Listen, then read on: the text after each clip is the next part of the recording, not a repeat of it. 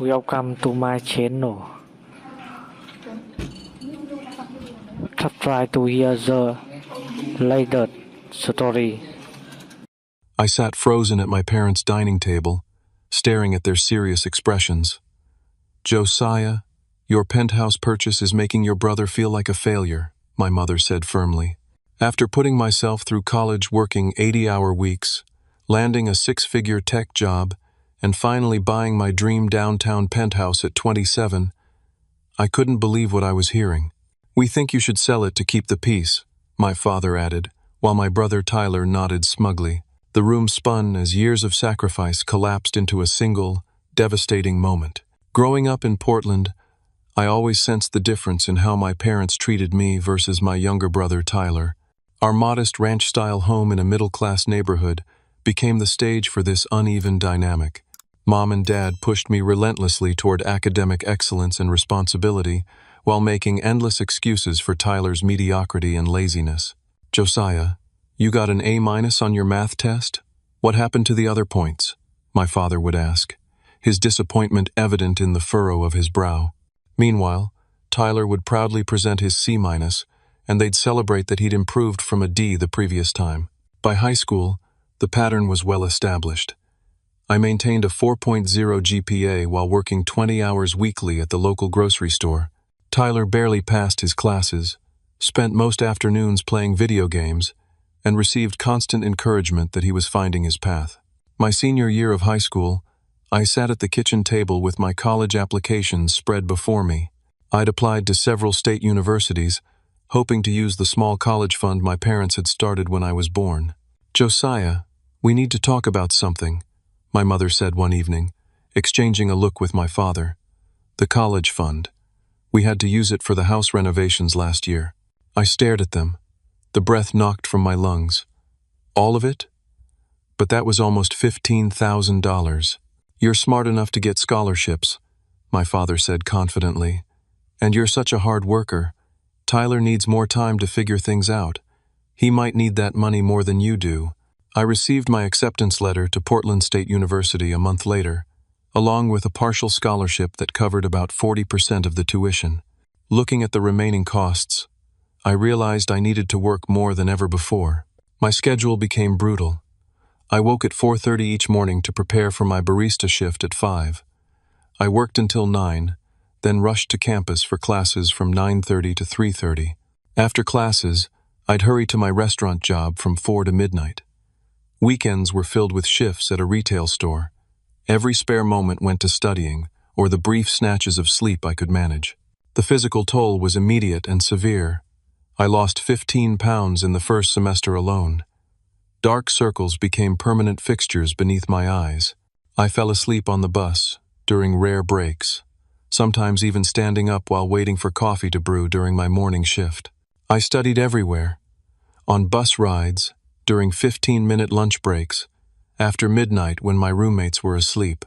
I kept flashcards in my pocket to review while waiting for orders to come up at the restaurant. Every moment had a purpose. Every minute was accounted for.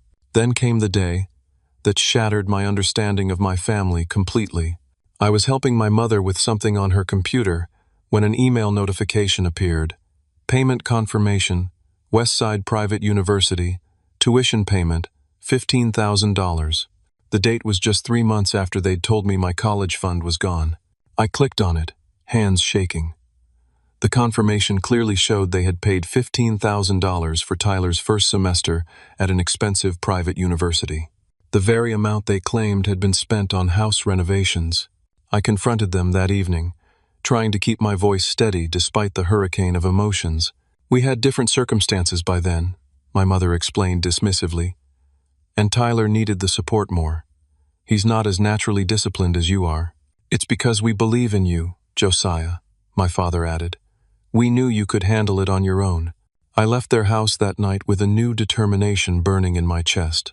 I would succeed entirely on my own terms, and I would never forget what I'd learned about my family's true priorities. The following 3 years of college blurred together in an endless cycle of work, study, collapse, repeat. There were moments that stand out in their brutality. working a double shift at the restaurant with a 103-degree fever because I couldn't afford to miss a day, falling asleep standing up in the shower after a 36-hour stretch without rest, studying in the library until 3 in the morning, then sleeping on a bench for 2 hours before my morning shift. Through it all, one friendship became my lifeline. Amanda, a psychology major I met in a required humanities course, saw through my exhausted facade to the struggle beneath.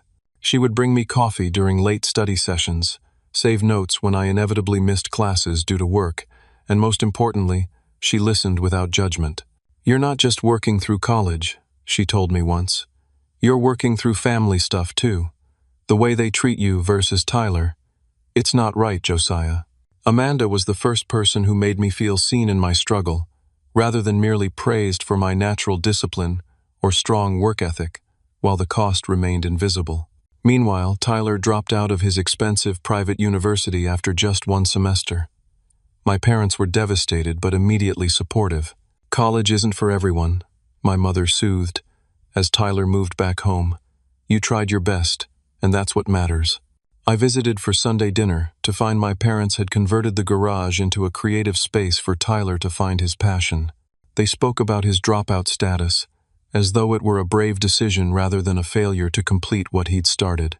During my junior year, my computer science professor recommended me for a prestigious tech internship at Datasphere, an emerging company in Portland's growing tech scene.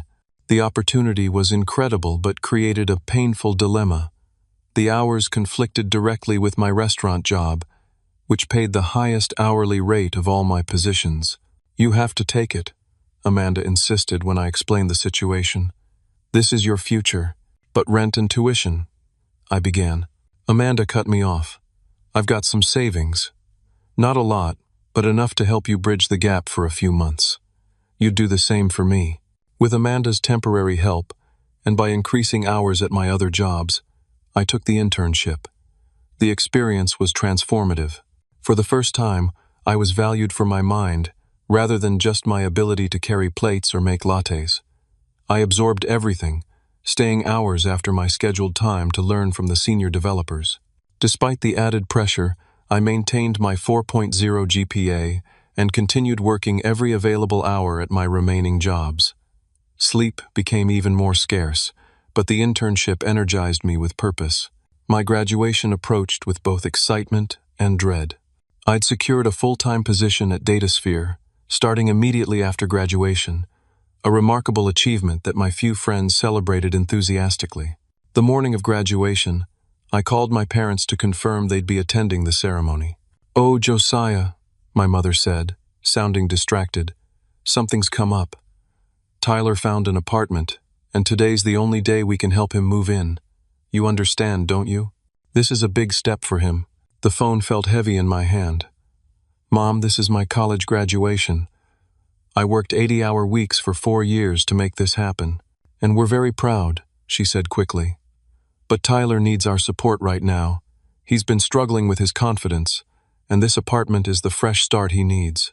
Later that day, as I sat among my fellow graduates in my rented cap and gown, the empty seats I'd saved for my family stared back at me like an accusation. Amanda took pictures of me receiving my diploma, then treated me to dinner at a restaurant far nicer than I could afford. It was only months later that I discovered the full truth. Not only had my parents skipped my graduation for Tyler's move, but they were secretly paying for his new apartment, the fresh start he needed while I continued to work multiple jobs to support myself despite my new position at Datasphere. My entry-level position at Datasphere came with a modest but steady salary that allowed me to drop down to just 1 part-time job instead of 3. After years of 80-hour weeks, working only 50 felt like a vacation.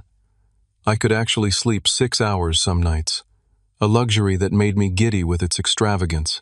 The professional environment presented new challenges. I didn't have the right clothes, didn't understand office politics, and lacked the social ease of colleagues who'd grown up with family connections and support. But what I lacked in polish, I made up for in determination and technical skill. "You're a sponge," my manager Brian commented during my first review. "I've never seen anyone absorb information so quickly." What he didn't see was how I stayed late every night, reading documentation and practicing coding challenges until the office emptied and security came through on their rounds. I couldn't afford to fail. There was no safety net, no parents to move back in with if things didn't work out. Meanwhile, Tyler continued his pattern of starts and stops. He worked at a coffee shop for 3 months, then quit because the manager was stifling his creativity. He spent 6 weeks learning guitar, then abandoned it when he didn't progress as quickly as he expected. With each failed venture, my parents offered comfort and financial support. Tyler's exploring. My mother explained when I asked about his apparent lack of direction. Not everyone finds their path as easily as you did. I bit back the response that burned in my throat that my path had been forged through exhaustion and sacrifice, not discovered through comfortable exploration. My dedication at Datasphere began to yield results. I solved a persistent bug that had been causing customer complaints, created a more efficient data processing workflow, and volunteered for projects others avoided. Within 18 months, I received my first promotion to mid-level developer, with a corresponding salary increase. I continued making efforts to maintain my family relationships. I visited for holidays and occasional weekends, brought thoughtful gifts, and listened to lengthy updates about Tyler's latest interests.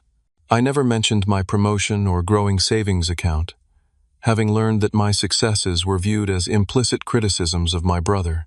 During one such visit, my father took me aside with a serious expression. "Your mother and I have been dealing with some roof issues," he said quietly. "The estimate for repairs is $8,000, and with helping Tyler get his new business idea off the ground, we're stretched thin." I wrote them a check that evening. $8,000, nearly 2 months' worth of my take-home pay, transferred without question or hesitation. My father clasped my shoulder and called me a good son. 3 months later, I drove past a food truck with Tyler's smiling face painted on the side. Tyler's gourmet grilled cheese was emblazoned in bright colors above an elaborate logo. $8,000 worth of equipment gleamed inside the pristine vehicle. When confronted, my parents were unapologetic. "The roof was fixed with our tax return," my mother explained, "and Tyler needed this chance to prove himself. You should be happy for your brother instead of being so selfish." The word selfish struck me like a physical blow. After everything I had given, everything I had sacrificed, being called selfish by the very people who had consistently prioritized my brother's comfort over my basic needs felt like the cruelest irony. I began pulling back from family interactions. I limited visits to major holidays, kept phone calls brief and focused on their lives rather than mine, and stopped offering financial assistance. The distance grew almost imperceptibly at first, then widened into a chasm neither side seemed eager to bridge.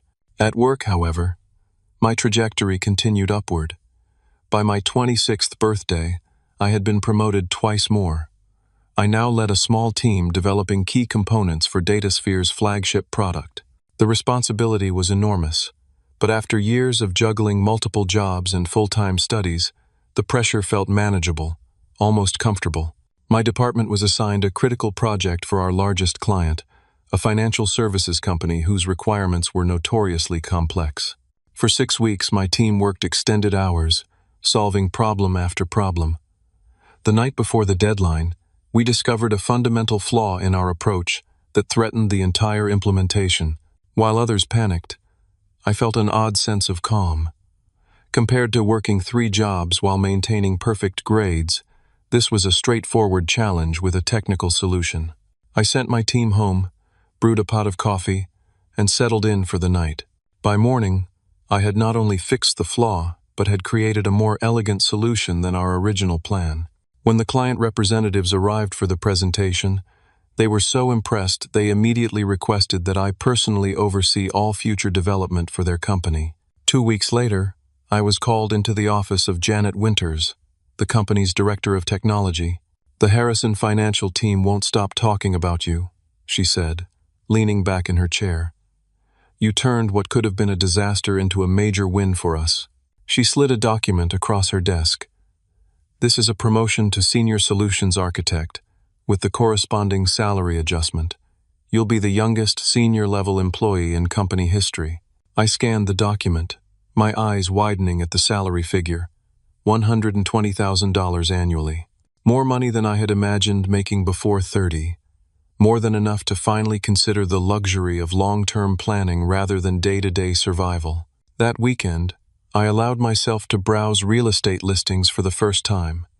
What had been a distant dream suddenly materialized into possibility. I could buy a home. Not just any home, but something that represented the distance I had traveled from those exhausted college years of multiple jobs and stolen moments of sleep. The Portland real estate market was competitive, but with my new salary and the savings I'd accumulated through years of minimal expenses, I qualified for properties I had previously only walked past with wistful glances. As I scrolled through listings, a downtown penthouse caught my eye. The views of the Willamette River and Mount Hood were breathtaking, the location perfect for my commute, the open concept design exactly what I'd imagined during those late nights studying in cramped quarters. It was audacious, perhaps even a bit reckless, but after years of calculated sacrifice, I wanted something that represented the future rather than compensated for the past. I made an appointment to view the property the next day. 3 weeks, multiple viewings, and one intense negotiation later, I signed the final paperwork. At 27 years old, I owned a downtown penthouse in one of Portland's most desirable locations. The first person I invited to see it was Amanda, who squealed with delight as she explored each room. "This is incredible, Josiah. I'm so proud of you," she said, hugging me tightly. "You earned this, every single square foot." Later that evening, I called my parents to share the news. Their response was tepid at best. "A penthouse? Isn't that a bit extravagant?" my mother asked. "What will you do with all that space? Have you thought about how this might make Tyler feel?" my father added. "He's still trying to find his footing, and hearing about your penthouse might be difficult for him." I ended the call feeling deflated rather than celebrated. The next day, scrolling through social media, I saw dozens of photos from a party at my parents' house, celebrating our rising star. Read the caption under a picture of Tyler standing proudly beside my beaming parents. The celebration, I learned through comments, was for Tyler's new temporary position at a local marketing firm, his first regular job in nearly 2 years. The contrast was stark. My life-changing achievement warranted concern about its effect on Tyler, while his temporary job inspired a family celebration. The realization settled in my stomach like a stone, heavy with implications I had spent years trying to ignore. The weeks following my penthouse purchase were filled with the joyful chaos of moving and decorating. I chose each piece of furniture carefully, creating the home I had imagined during those long nights working multiple jobs. The space became a physical manifestation of my journey, clean lines and purposeful design reflecting the clarity of purpose that had carried me through the hardest years. The corner office with floor-to-ceiling windows became my favorite spot. From there, I could see the city lights spread out below, a constellation of possibilities. Often, I would work late into the evening, still unable to shake the habits of constant productivity, despite the fact that I no longer needed to maintain such a punishing schedule. Amanda visited frequently, bringing housewarming gifts and takeout food when she suspected I hadn't eaten properly. "You need to learn to enjoy this," she said one evening, gesturing around the spacious living room. "You've been running on survival mode for so long, I think you've forgotten how to relax." She was right. Even in my beautiful new home, I caught myself living as though at any moment it might all disappear, saving leftovers others would discard, turning off lights in empty rooms with almost compulsive regularity, hesitating before small purchases that were now well within my means. My work continued to thrive. The promotion had brought new responsibilities and challenges that engaged my mind fully. I was building a reputation as someone who could solve the most intractable problems, the go-to person when a project seemed impossible. 2 weeks after moving in, I received a call from my father on a Sunday afternoon. "We need to have a family meeting," he said, his tone unusually serious. "Can you come over for dinner tomorrow night?" "Is everything okay?" I asked, immediately concerned. "Is someone sick?" "Everyone's fine," he assured me. "We just need to discuss some important family matters. Your mother's making your favorite lasagna." The mention of my favorite meal sparked a tentative hope. Perhaps this was their way of finally acknowledging my achievements. Maybe they'd realized how they'd minimized my penthouse purchase and wanted to make amends. After all, Lasagna had always been reserved for special celebrations in our family. I arrived at my parents' house the following evening with a good bottle of wine and cautious optimism. The familiar ranch-style home looked exactly as it had throughout my childhood, the wear of decades visible in the faded paint and settling foundation. My mother greeted me with a distracted hug, immediately turning back to the kitchen. My father ushered me into the dining room where Tyler already sat. An expression on his face I couldn't quite interpret, something between smugness and vindication that immediately set off warning signals in my mind. Dinner began with uncomfortable small talk. My mother asked cursory questions about my job without waiting for complete answers. My father commented on sports teams I had never followed. Tyler remained unusually quiet, watching me with that same unsettling expression. Finally, as my mother served coffee and the pie I knew she had made for Tyler rather than me, my father cleared his throat. "Josiah, we wanted to talk to you about your recent purchase." "The penthouse?" I asked, though I knew precisely what he meant. "Yes," my mother interjected. "We're concerned about the message it's sending to the family." I set my coffee cup down carefully. "What message?" My father exchanged glances with my mother before continuing. "Your success is wonderful, of course, but the way you're flaunting it is causing problems." "Flaunting it?" I repeated, genuinely confused. "I bought a home. I haven't flaunted anything. I haven't even posted pictures online." "Tyler is very upset," my mother said, reaching over to pat my brother's hand, "seeing you with this expensive penthouse when he's still trying to find his way. It's creating a division in the family." Tyler finally spoke, his voice quavering with what seemed like rehearsed emotion. "It feels like you're deliberately trying to show me up, Josiah. Like you're trying to prove you're better than me." I stared at him in disbelief. "Tyler, I worked 80-hour weeks through college. I've been at the same company for 5 years, working my way up. How is my buying a home with money I earned showing you up?"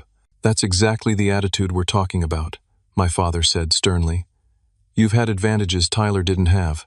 The irony of this statement momentarily robbed me of speech. When I found my voice again, it emerged low and controlled. "What advantages exactly? The college fund that went to house renovations? The tuition you paid for Tyler but not for me? The apartment you secretly funded for him while I worked 3 jobs to pay rent? That's ancient history," my mother dismissed with a wave of her hand.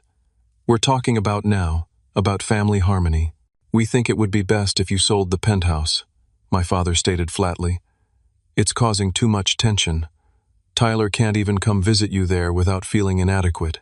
"Sell my home?" I repeated, certain I had misheard.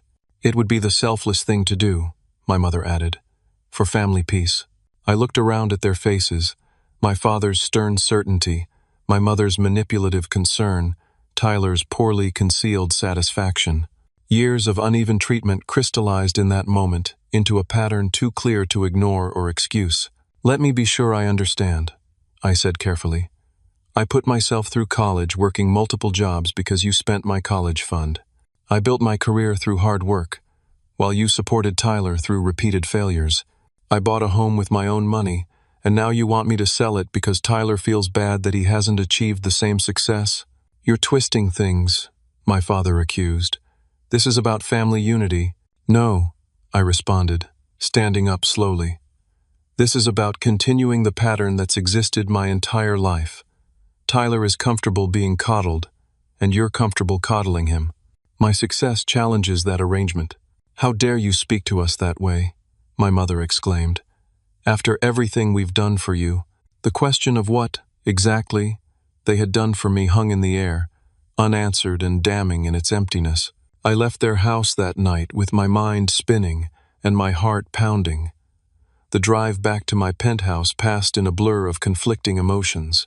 For the first time, I had spoken the truth about our family dynamic openly, and the reaction had been exactly what I might have expected: denial, deflection, and blame. 3 days later, a family friend named Susan called me unexpectedly. We had always been friendly but weren't particularly close, making her call surprising. "Josiah, I hope you don't mind me reaching out," she began hesitantly. "I ran into your parents at the grocery store yesterday, and something's been bothering me about our conversation. What did they say? I asked, already anticipating the answer.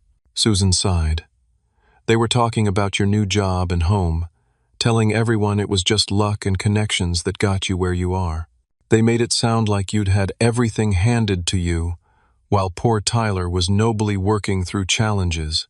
The final piece of the puzzle clicked into place. Not only were my parents diminishing my achievements privately, but they were actively rewriting the narrative publicly, casting Tyler as the underdog hero and me as the undeserving recipient of good fortune. Thank you for telling me, I said quietly. They've always done this, you know, Susan added. Even when you were in high school, winning academic awards while working part-time, they'd somehow turn conversations to Tyler's creative spirit or sensitive nature. I've never understood it. After ending the call, I stood at my penthouse windows looking out at the city lights, feeling more alone than I had during the most grueling days of working multiple jobs through college. The truth I had been avoiding for years now stood stark and undeniable. My family's love and approval had always been conditional in a way that set me up for perpetual failure. In the days following the disastrous family dinner, I retreated into the private sanctuary of my penthouse. The space that had represented triumph now felt tainted by my family's rejection. I moved through my daily routines, mechanically work, home, sleep, repeat while wrestling with questions that had no comfortable answers. Had I been wrong to push so hard for success? Was I genuinely being selfish by refusing to diminish myself to protect Tyler's fragile ego? What obligation did I have to a family that had consistently prioritized his comfort over my basic needs? I canceled social plans, declined dinner invitations from colleagues, and let my phone go to voicemail. The penthouse, with its expansive views and careful design, began to feel less like a home and more like an expensive hiding place. In my darkest moments, I even considered giving in, selling the penthouse, moving somewhere more modest, removing the visible evidence of my success to keep the fragile peace in my family. The thought brought immediate shame, yet I couldn't entirely dismiss it. The longing for family acceptance ran deep, despite years of evidence that it might never be freely given. After a week of isolation, Amanda showed up at my door with groceries and concern etched on her face. "You haven't returned my calls," she said, pushing past me into the kitchen. "And based on how awful you look, I'm guessing you haven't been eating properly either." She was right. I had lost weight, and the dark circles under my eyes rivaled those from my most exhausting college days.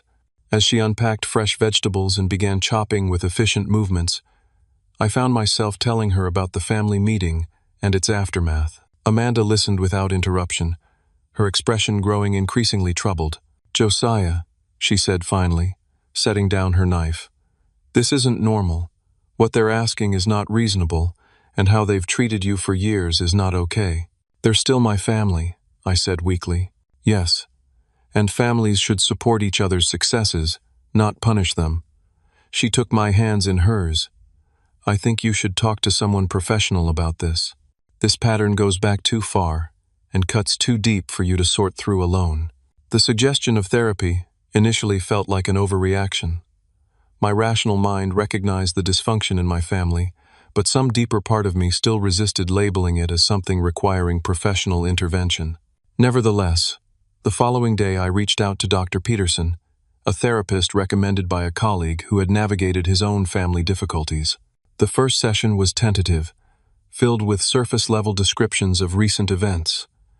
By the third session, we had begun excavating deeper patterns that stretched back to my earliest memories. "What you're describing has elements of scapegoating and golden child dynamics," Dr. Peterson explained during our fourth session. "In family systems like yours, one child often becomes the repository for the family's expectations and criticisms, while another becomes the focus of protection and unconditional support." The terminology gave shape to experiences I had felt but never named. I began reading about family dynamics, recognizing patterns with such clarity that it sometimes took my breath away. Pages of clinical descriptions felt like they had been written specifically about my family. During this period of painful self-discovery, I also reconnected with Dr. Winters, my former professor who had become a mentor during my college years. "I always wondered about your family situation," he admitted over coffee. You were working yourself to exhaustion while maintaining perfect grades, yet your parents never attended department events or your graduation.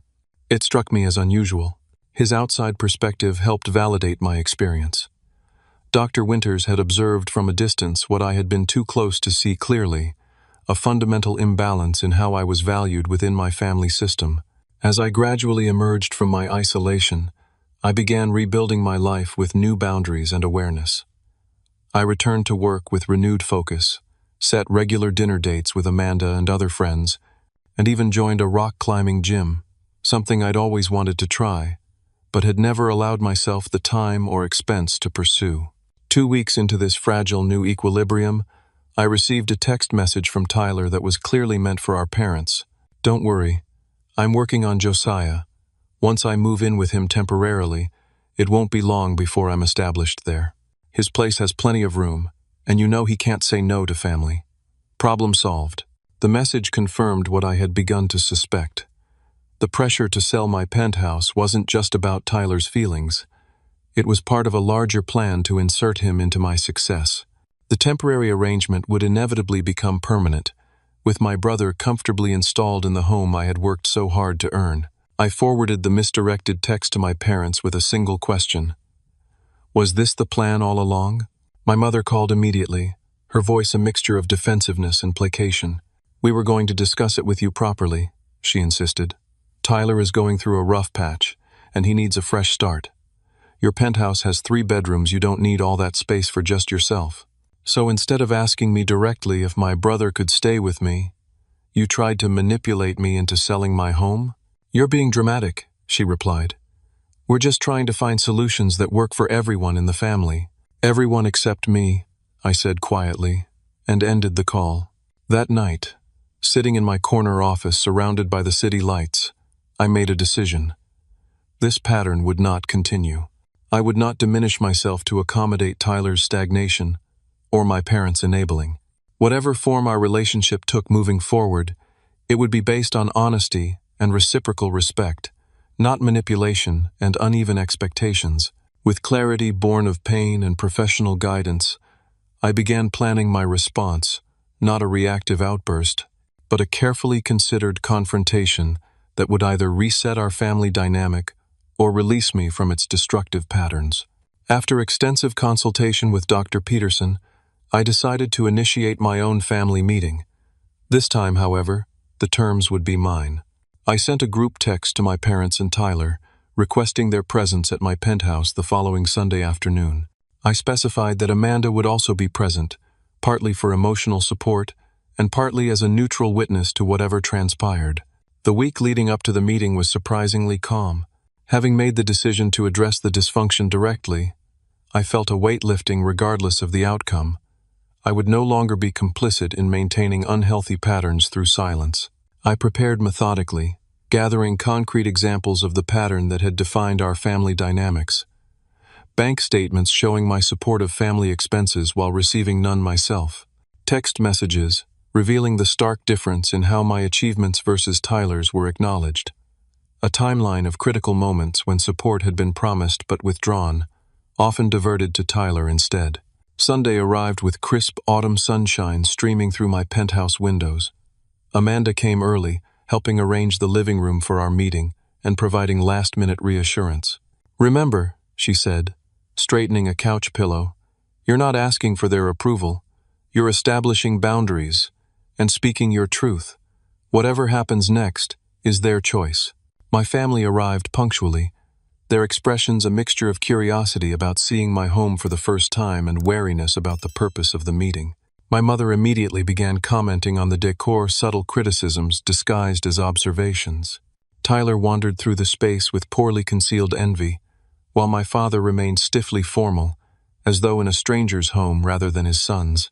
Once everyone was seated, I took a deep breath and began. Thank you all for coming.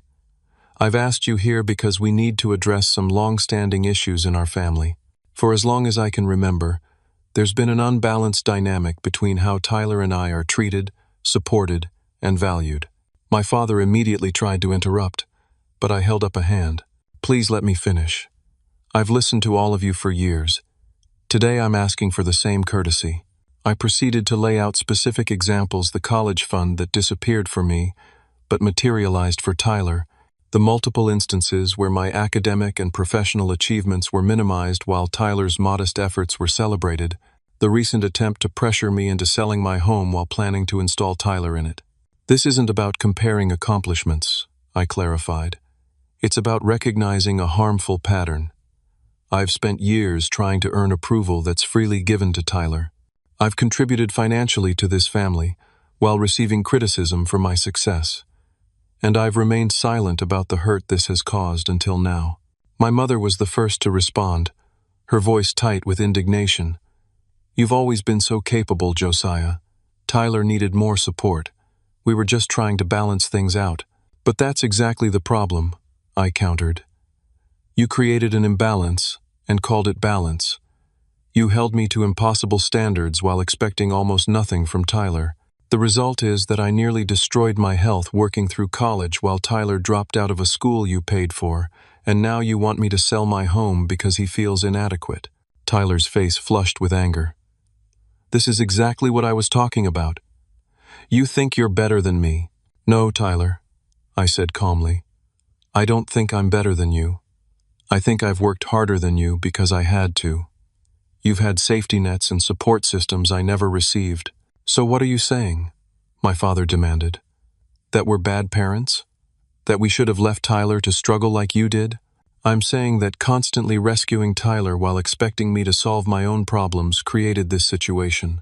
I'm saying that diminishing my achievements while celebrating his minimal efforts sent a clear message about whose success actually mattered to you. And I'm saying that this pattern stops now. I outlined my boundaries clearly. No more financial support for the family until Tyler demonstrated genuine effort toward independence. No more diminishing my accomplishments to protect his ego. No more manipulations disguised as concern for family harmony. If you want a relationship with me moving forward, I concluded, it needs to be based on mutual respect and recognition of these patterns. I'm not willing to continue being the family scapegoat while Tyler remains the golden child. The terms scapegoat and golden child triggered an explosion of denial from my parents. My father accused me of reading too much psychology nonsense, while my mother tearfully claimed I was tearing the family apart with selfish demands. Tyler stormed out of the penthouse, slamming the door behind him. My parents followed shortly after, my mother's parting shot hanging in the air. When you're ready to apologize and act like part of this family again, you know where to find us. The silence after their departure felt both desolate and liberating. Amanda wrapped an arm around my shoulders as I stared out at the city skyline. That was incredibly brave, she said quietly. And for what it's worth, everything you said was true. The following weeks brought various attempts at manipulation from my family. My mother sent guilt-inducing texts about breaking her heart. My father called with stern lectures about family loyalty. Tyler alternated between angry messages and pitiful ones, depending on which he thought might be more effective. I maintained my boundaries calmly, but firmly. Each attempt at manipulation merely confirmed the patterns I had named, providing additional clarity rather than creating doubt. After approximately a month of failed attempts to pull me back into old patterns, a curious shift occurred. The messages from my parents became less frequent and less demanding. Tyler, facing the reality that neither I nor our parents were going to solve his problems, began taking tentative steps toward actual independence.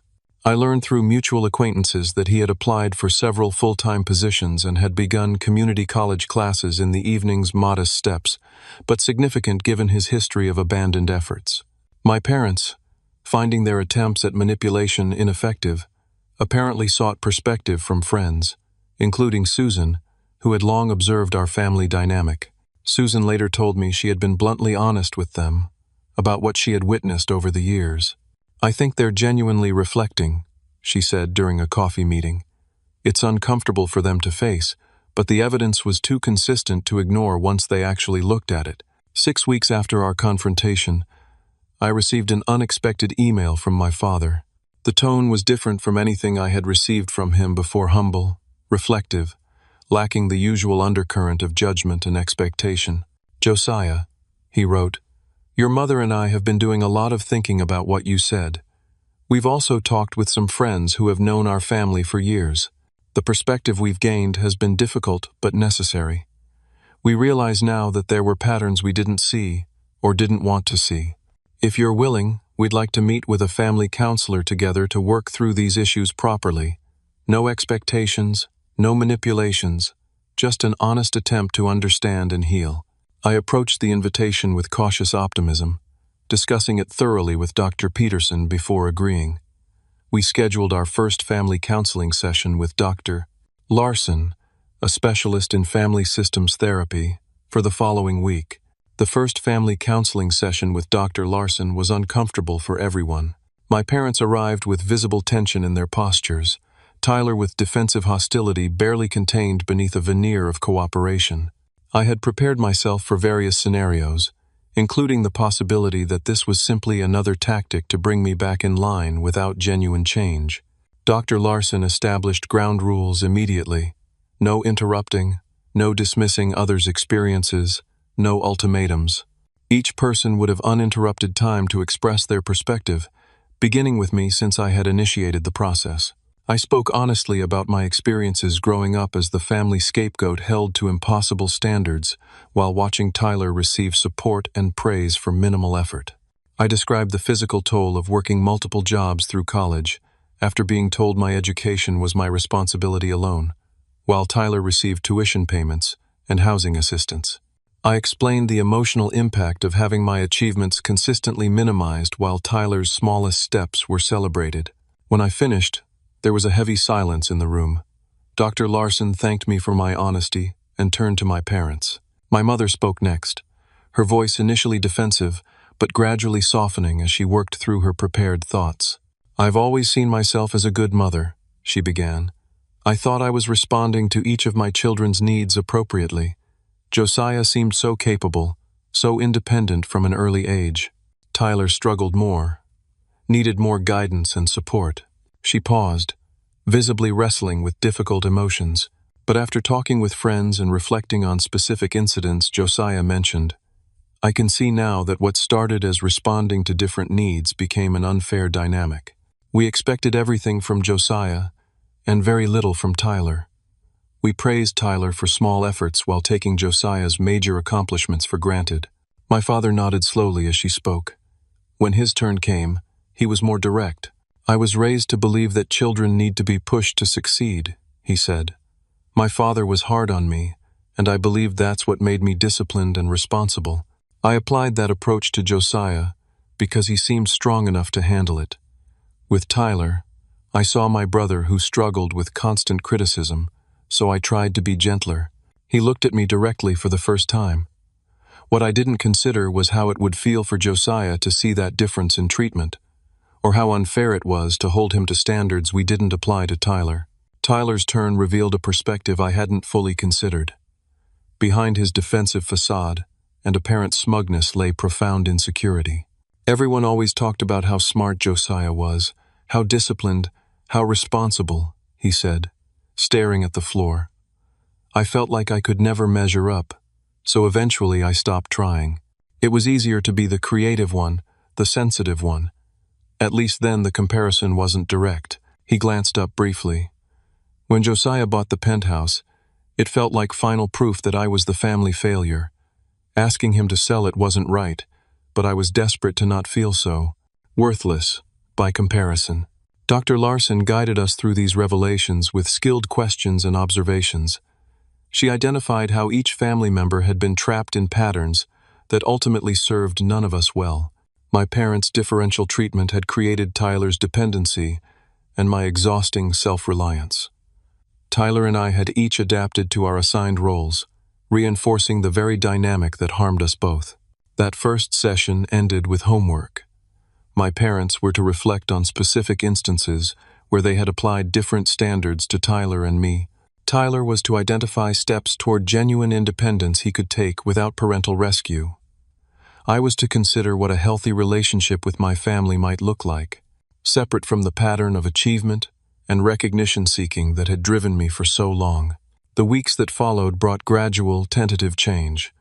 We continued meeting with Dr. Larson bi-weekly, each session building on insights from the last. My parents began acknowledging the unfairness of past decisions rather than justifying them. Tyler started taking concrete steps toward independence, enrolling in community college classes with a realistic plan to transfer to a 4-year program, getting a steady job at a local tech support center, and moving to a more affordable apartment without parental subsidies. Most significantly for me, I began receiving genuine acknowledgement of my achievements from my parents without the usual qualifiers about how it might affect Tyler. My mother called specifically to congratulate me when my team at Datasphere won an industry award. My father asked thoughtful questions about my work during family dinners, showing interest without competitive comparison to Tyler. 3 months into our counseling process, Tyler called me on a Tuesday evening. "I know things are still weird between us," he said awkwardly, "but I could use some advice about my database class if you have time." It was the first time he had ever approached me as a resource rather than a rival. We met for coffee that weekend, and I helped him work through the concepts he was struggling with. The conversation was slightly strained but fundamentally different from our previous interactions. He was genuinely trying to learn, not seeking a shortcut or handout.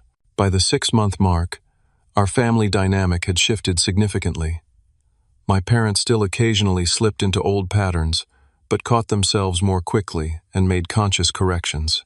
Tyler was making steady progress in his classes and job, experiencing the genuine satisfaction of earned achievement perhaps for the first time. As for me, the penthouse no longer felt tainted by family discord. It had reclaimed its original meaning as a symbol of my journey and hard-won success. I had even hosted a family dinner there, something I couldn't have imagined 6 months earlier. One evening, as we finished a productive session with Dr. Larson, my father asked if he could speak with me privately afterward. We walked to a nearby park, the autumn leaves crunching beneath our feet. "I want to apologize specifically for something," he said as we sat on a bench overlooking a small pond. "When you were working all those jobs in college, I was actually proud of you. But instead of telling you that, I used your strength as an excuse to direct resources to Tyler." He looked at his hands, weathered by decades of work. "I told myself it was because you didn't need help. The truth is, I admired your determination so much that I couldn't admit we had failed you by not providing what we provided for Tyler." "Why are you telling me this now?" I asked. "Because I want you to know that your penthouse, your job, everything you've built, it wasn't just luck and connections as we once claimed. It was earned through sacrifices we should never have required of you. And I'm genuinely proud of the man you've become, not despite our failures, but because you overcame them." The words I had longed to hear for decades washed over me with unexpected healing power. Not because I still needed his approval, but because they represented a truth finally acknowledged. A year after that fateful family meeting in my parents' dining room, where they had demanded I sell my penthouse to protect Tyler's feelings, our family had transformed in ways I had never imagined possible. My relationship with my parents had evolved into one of mutual respect between adults. Tyler and I were developing a genuine brotherhood based on common interests and mutual support rather than competition and resentment. Most importantly, I had found peace with my journey.